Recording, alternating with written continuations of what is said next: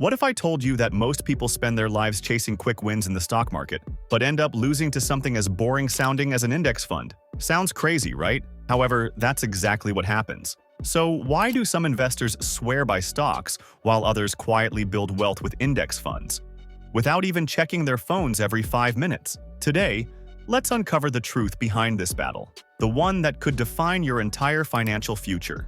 Chapter 1. What exactly are index funds? An index fund sounds fancy, but it's simple.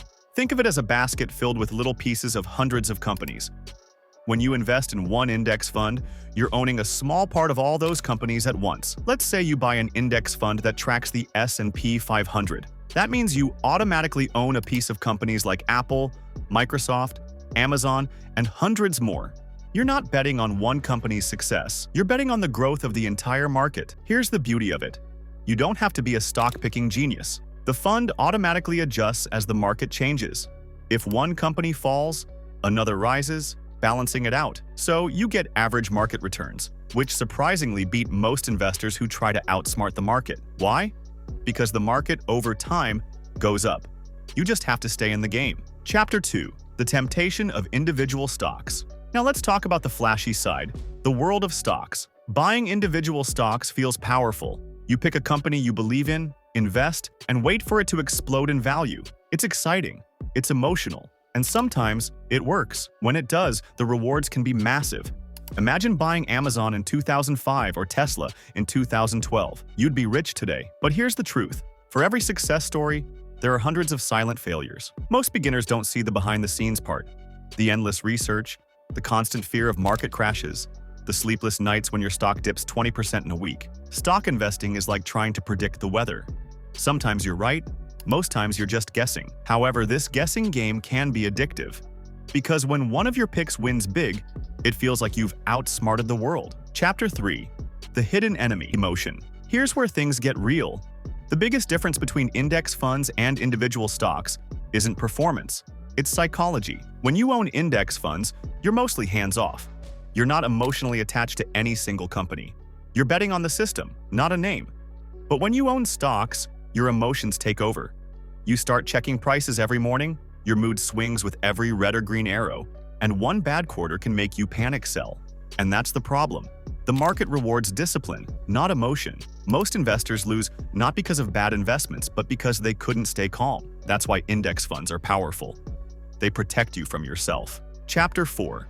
The cost of playing both games.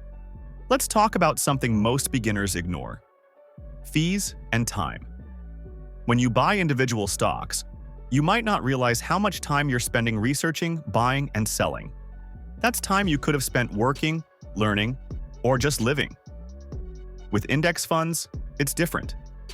You buy once, and that's it. Also, index funds have extremely low fees, especially compared to actively managed funds.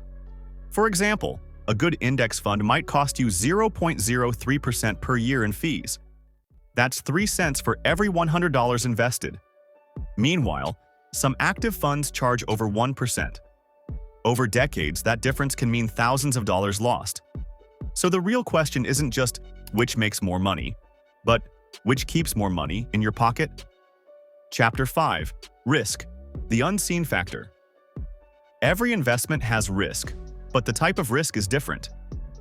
With individual stocks, risk is concentrated. If one company fails, your money goes down with it. Index funds spread that risk. If one company crashes, the others cushion the blow. It's like flying on a jet with 4 engines versus 1. If that single engine fails, you're done. But if 1 out of 4 stops working, you're still flying safely. That's what diversification does. It protects you.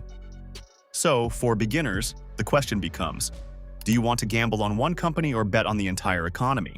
Chapter 6. The power of time. Now, here's something even experts forget. Time beats timing. You can spend years trying to time the perfect moment to buy a stock. But someone who simply bought index funds and stayed invested would likely beat you. Why? Because of compound growth. When your money earns returns and those returns earn more returns, your wealth snowballs. The earlier you start, the more powerful this becomes. That's why index funds are often called the lazy investor's secret weapon. You don't need to predict anything. You just need patience. Chapter 7. The Ego Trap. Let's be honest. Many people invest in stocks not for money but for pride. They want to prove they're smarter than the market. They want to say, I picked that stock before it went big. But the market doesn't care about your ego. It rewards consistency, not cleverness. Some of the world's most successful investors, including Warren Buffett, have said that most people should just buy index funds and hold them long-term. Why? Because the data is brutal. Over 90% of professional fund managers fail to beat the market over time. So if experts with billions of dollars and teams of analysts can't do it consistently, what makes us think we can? Chapter 8. The Beginner's Blueprint. So if you're new, what should you do? Start simple.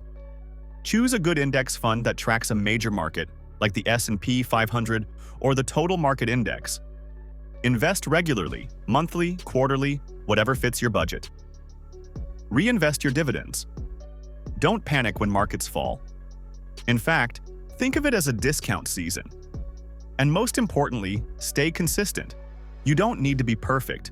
You just need to stay in the game long enough for compounding to do its magic. Chapter 9. But what about stocks? Now, does this mean you should never buy individual stocks? Not necessarily. Think of it like this. Index funds are your foundation. They're your safety net, your guaranteed growth engine. Stocks can be your playground, the place where you experiment, learn, and maybe hit some home runs. A good balance could be something like 80% in index funds and 20% in individual stocks. That way, your future is protected, but you still get to chase opportunities. It's like having a stable salary while running a side hustle. One gives you security, the other gives you excitement. Chapter 10. The Truth. Nobody tells you. Here's the truth most people won't tell you. Building wealth is boring. There's no drama, no flashy headlines. Just quiet, consistent growth. The flashy traders on social media showing profits? Most of them don't show their losses. Real wealth happens in silence. It's not about doubling your money overnight. It's about doubling your discipline. That's why the index fund investor, the one who doesn't brag, who just keeps investing, usually wins in the end. Conclusion. At the end of the day, wealth isn't built by luck or timing. It's built by understanding the game. Index funds teach you patience. Stocks teach you curiosity. Together, they teach you balance. So don't think of it as a war. Think of it as a team.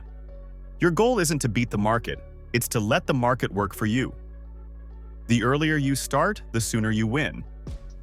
If you learned something new today and want more real talk like this, stories that make finance simple and exciting, subscribe now, hit that bell, and join us on this journey toward financial freedom.